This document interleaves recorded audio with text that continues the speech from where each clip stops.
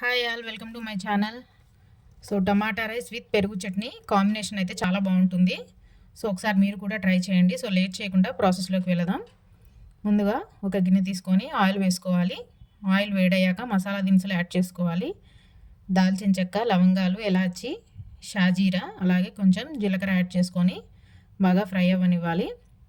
So ఇవి fry అయ్యాక సన్నగా తరుక్కున్న ఆనియన్స్ వేసుకోవాలి. అలాగే సన్నగా తరిగిన పచ్చిమిర్చి, కరివేపాకు కూడా యాడ్ చేసుకోవాలి. మీ దగ్గర కావాలనుకుంటే కొత్తిమీర, పుదీనా ఉంటే యాడ్ చేసుకోవచ్చు ఈ స్టేజ్లో. సో ఇది మెయిన్ లంచ్ బాక్స్లోకి చాలా సింపుల్ ప్రాసెస్ అండి ఇది. కూరగాయలు ఏం లేనప్పుడు ఒక 2 టమాటాలు ఉన్నా సరే ఈ విధంగా చేసుకొని తినేయచ్చు. సో ఆనియన్స్ ఫ్రై అవ్వడం కోసం కొంచెం సాల్ట్ వేసుకున్నాను. సో ఇవి ఫ్రై అయ్యాక కొంచెం పసుపు యాడ్ చేసుకోవాలి.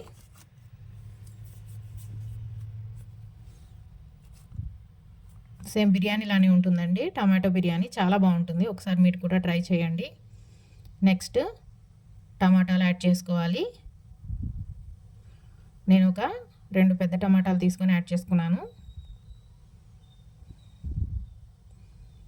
సో ఇవి తొందరగా సాఫ్ట్ అవ్వాలంటే రుచికి సరిపడినంత, మనం రైస్కి క్వాంటిటీకి సరిపడినంత సాల్ట్ వేసుకోవాలి.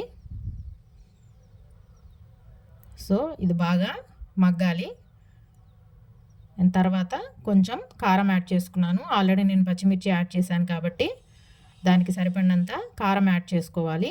ఇవన్నీ పచ్చివాసన పోయేదాకా ఫ్రై అవ్వనివ్వాలి. అలాగే కొంచెం ధనియాల పొడి కూడా యాడ్ చేసుకున్నాను.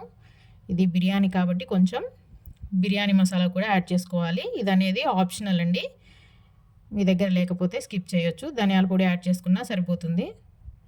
సో నెక్స్ట్ నేను ఒక 2 గ్లాసుల బియ్యం కడిగి ముందే నానబెట్టుకున్నాను. అవే వాటర్ యాడ్ చేసుకున్నాను. సో ఇదంతా బాగా మరిగిపోవాలండి. ఈ మసాలా ఇదంతా వాటర్లో బాగా మరిగిపోవాలి. ఇది మరిగిన తర్వాతనే మనం రైస్ యాడ్ చేసుకోవాలన్నమాట. రైస్ యాడ్ చేసుకొని కుక్కర్లో పెట్టుకుంటే 10 మినిట్స్లో ఎంతో టేస్టీగా ఉండే టమాటో బిర్యానీ రెడీ అయిపోతుంది. సో చూసారు కదా, నీరు అనేది బాగా మరిగిపోతుంది. సో ఇప్పుడు మనం రైస్ యాడ్ చేసుకోవాలి. క్వాంటిటీ మనం తీసుకునే దాన్ని బట్టి యాడ్ చేసుకోవాలి. సో మీ దగ్గర బాస్మతి రైస్ ఉన్నా యాడ్ చేసుకోవచ్చు. సో నేను మామూలు రైస్తోనే చేస్తున్నాను. సో అంతే, రైస్ యాడ్ చేసుకొని అంతా ఒకసారి కలుపుకొని కుక్కర్లో పెట్టుకుంటే 10 మినిట్స్లో టమాటో రైస్ రెడీ అయిపోతుంది.